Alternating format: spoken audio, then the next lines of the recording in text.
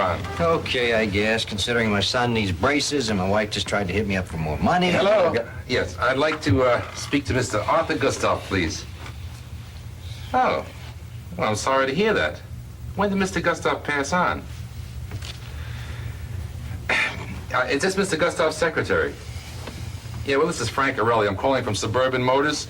What's your name? Linda Cosgrove. Yeah, Linda, Mr. Gustav was an old and valued customer of mine, and well, actually, there's two reasons why I was calling today. Yeah, first, I wanted to find out how the company car is doing, and by the way, what kind of car do you drive? A 66 Mustang convertible? No kidding. I used to have a 66 convertible. My brother-in-law wrapped it up. Yeah, Linda, you know, I might be interested in buying yours from you. Did you ever think about selling? Oh, no, that's okay. I'll tell you the truth, I wouldn't sell mine if I still had it either. Yeah, I'll hold on. You're incredible. Linda? Yes. Well, the second reason I called is because we have our new models in, and I hope to show them to Mr. Gustav. Yeah, gee, with Gus gone and you in love with your car, I guess I'm not doing too well here, am I? Linda, look, maybe you can help me out. Do you know of anyone, maybe someone right there in a print shop that might be looking for a new car? Oh, yes, I understand you have to ask him first. Look, I'd appreciate it if you would give him my name. Do you have a pencil handy? It's Frank Arelli, A-R-R-E-L-L-I. Yeah, and explain to him I used to sell Gus all his cars. Look, Linda, if you don't mind, I'll send a note with my card so you can pass it on to him. Right. Well, you have a nice day. Right. You're something else. You call a guy, find out that he's 6 feet under, and still you try to hustle the people in his shop. If you'd have gotten the widow on the phone, you'd have probably asked her if she needs something smaller, since the size of her family isn't as large as it used to be. Well, I would have hung up when she said he was dead. I got the answer to my question. What's that? Gus is not in the market for a new car. No joke. I wish I could do what you do. I gotta force myself to pick up the phone and face all the bad news. What bad news are you getting? People get annoyed with me for wasting their time. Seems like every other call turns into a service complaint. It's damn discouraging. Hey, it's all in your head. Look, it can be fun if you approach it in the right way. Well, that's fine for you to say. It doesn't bother you. And look, when I started in this business, I went through the same thing. I mean, I cried real tears if anybody said no to me. I know how you feel. Look, you've only been here 4 months. I was in sales before, but we didn't have to do any prospecting. So you can't expect miracles. Look, it takes time to learn who to call and what to say. What is it you're trying to do when you make a call? To sell cars. Ron, you cannot sell cars on the phone. Me, I try to find people who are in the market, then get them into the dealership. Now, that's the difference. You know, it's all in the way you look at it. I don't look at it as being turned down. It's part of the work it takes to be a success. Ron Kendall. Hi, Ron. Hi, Tracy. What can I do for you? It's Mr. McCabe. He'd like you to bring your appointment book and owner files and meet him in his office as soon as you can. Okay, I'll be there in 3 minutes. The boss wants to go over my appointment book and owner files again. He's probably going to want to know why I'm not doing more prospecting. You have an answer for him? No, not really. I'm not making the money I need, and my wife's giving me a hard time. I guess I got to do something about it or get out of the business. What do you think I should do, Frank? You have been watching Ron Kendall, who has been selling cars at a Ford Lincoln Mercury dealership for 4 months, facing up to the fact that he's not going to be successful unless he learns how to prospect effectively. In this program, we'll follow Ron's attempt to overcome his fear of prospecting. From time to time, we're going to stop the program to let you discuss the action you would take if you were faced with Ron's problem. What do you think I should do, Frank? Well, for what it's worth, I can tell you how I look at it. Look, prospecting is like a screening process to help you find people that are in market for a car. Now, what you say and what you do depends on who you call. If I'm calling orphaned owners, I treat it like a survey. Yes, do you still drive that 79 Granada? Yes, how do you like it? Good, fine. Yes, when do you expect to be in the market for a new car? You see, the more I do it, the more I have fun with it. And I try to remind myself that it's just a numbers game. That's why I'm systematic about it. I contact enough of the right kind of people, and I come up with a consistent percentage of closes. I wish I could get it all together like you have. Well, I'd better face the music with McCabe. Right. See you, Frank. Good luck. Right, you too. Hey, Ron, have a seat. I called you in to review what you've been working on since we talked last week. Let me see your appointment book. I'm going to meet the Albrights on a B-back this afternoon. It's good you're working your walk-ins, Ron, but there's not enough walk-in business to keep you busy. Yeah, it isn't like when I was at Sears. The doors aren't swinging open with a steady flow of traffic. Well, that prospecting plan we agreed on would change that. Have you been following it? Yes, but I haven't gotten much out of it. What sort of prospecting have you been doing? Have you been contacting those orphan donors? Yeah, I've been sending out the letter we worked up introducing me as a new salesman here. But I bet 99% of them ditched the letter with the junk mail. Have you been following up by phone? Yes, but it takes a lot of time, and that hasn't paid off either. Out of 15 calls, I'm lucky if I get one appointment. It's been a waste of time. Yes, but it takes a lot of time, and that hasn't paid off either. Out of 15 calls, I'm lucky if I get one appointment. It's been a waste of time. Ron, with mail-outs, a very small rate of return is normal. On the phone, you'll do considerably better. And your rate of success will depend on who you're calling. You get your best results from face-to-face contact. You know, but it sounds to me like you're not making enough contacts to make the money you need. Well, I guess it's because I get frustrated. I haven't been working the plan as hard as I should. Let's go over the plan we agreed on. You said you needed more money to buy a house. Well, if you really think it'll help us get out of that basement apartment, I'm willing to give it another try. Okay, given your rate of commission, you figured you'd need to make 15 sales a month in order to earn the extra income to buy the house. Right. So you're talking about 4 a week. Yes, but since I've been here, I've averaged about 3 a week. Or a little less. So you're really only talking about getting 1 more sale a week from prospecting. Well, that sounds easy, but I haven't been able to do it. Well, let's see how much work it would take. You should be able to close about 1 out of every 3 appointments you get. So you have to get 3 firm appointments from prospecting in order to make that extra sale. Right. But I haven't been able to get them from the leads I've got. Have you been contacting your owners? They're not going to be ready to buy again.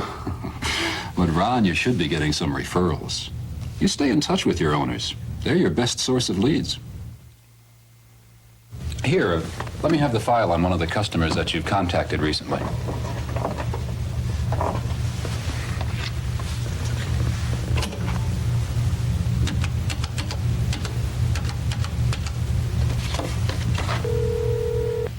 Len Krause's office. Mr. Krause, please. Just one moment. Hello? Mr. Krause, this is John McCabe calling. Who? John McCabe. I'm sales manager at Suburban Motors. How do you like your new Cougar? That's okay now, but I wasn't all that happy with it last month. Oh, what was the trouble? The power window on the passenger side didn't work. Soaked the interior one night when it wouldn't go up. Oh, I'm sorry you had trouble with it. Did Mr. Kendall, the salesman who sold you the car, help you get the problem taken care of? Well, the first time I brought it in on my own.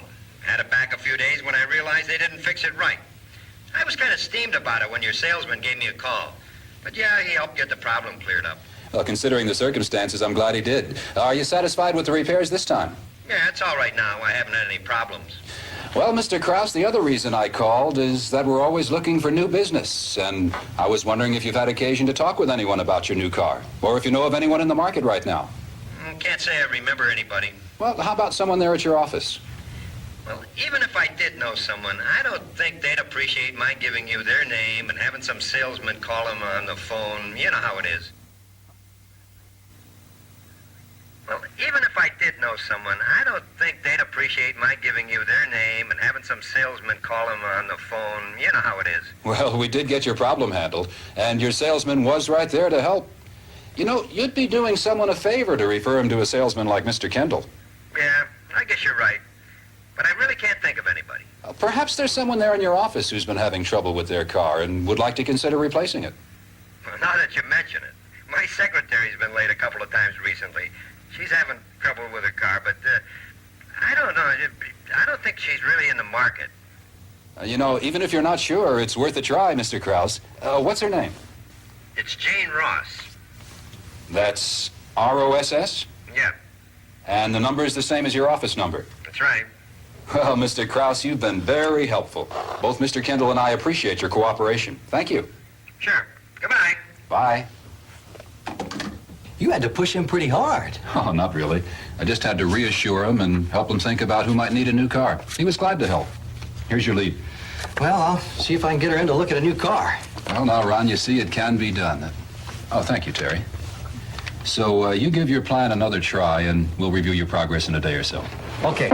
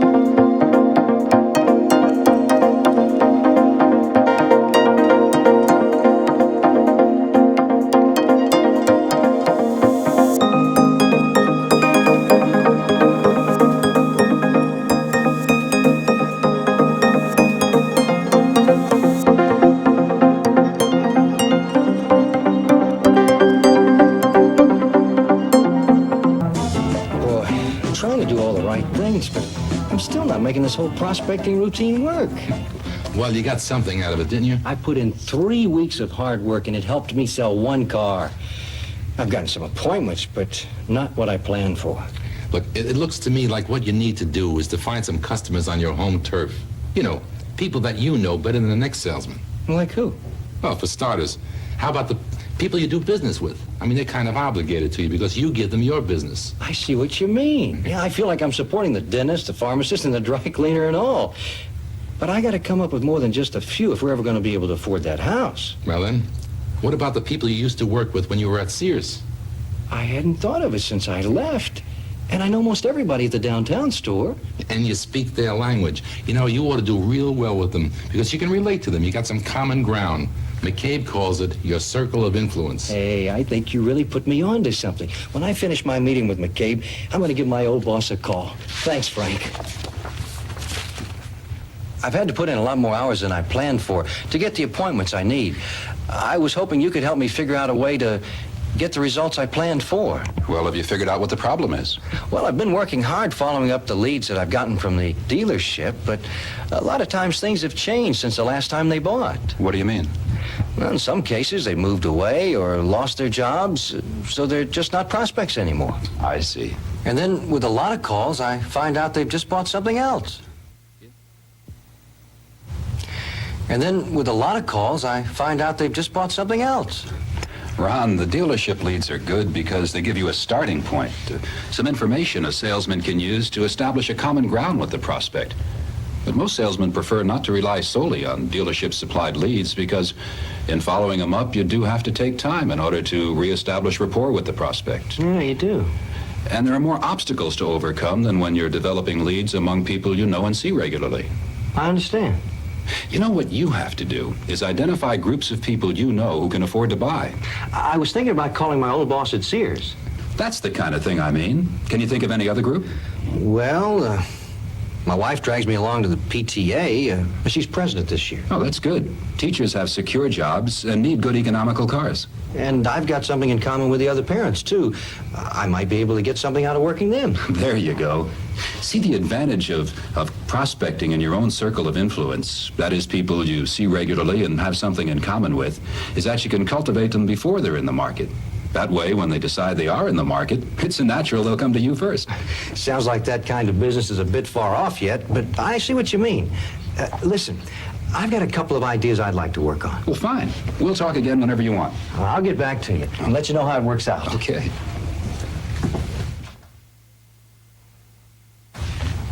Hey, Charlie. Yeah, long time. How's it going selling appliances? Yeah? Oh, I'm selling cars over at Suburban Motors. No kidding. Yeah? I was thinking I should drop over there someday and say hello to everybody. Do you know if Mimi Parsons ever got rid of her old Ford? Still has it, huh? Well, maybe I can get her interested in replacing it. It's a thought.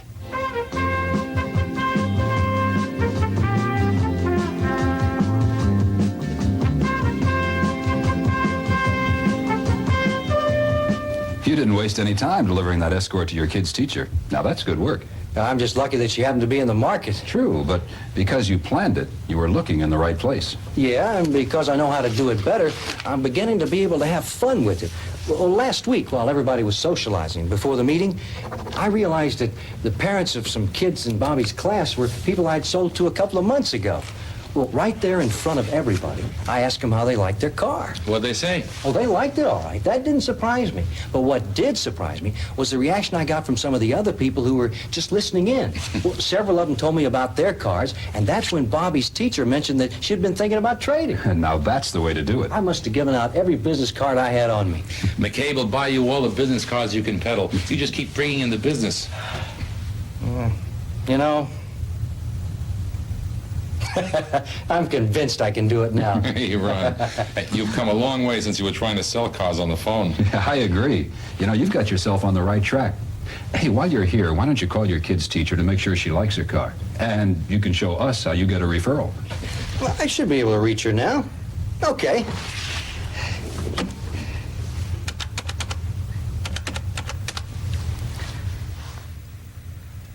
Hello? Beverly Nagel, please. Speaking. Miss Nagel, this is Ron Kendall of Suburban Motors. I'm calling to find out how you like your new Escort. The car's fine, Mr. Kendall. I love it. But I'm glad you called because I've been wanting to talk to you about your son.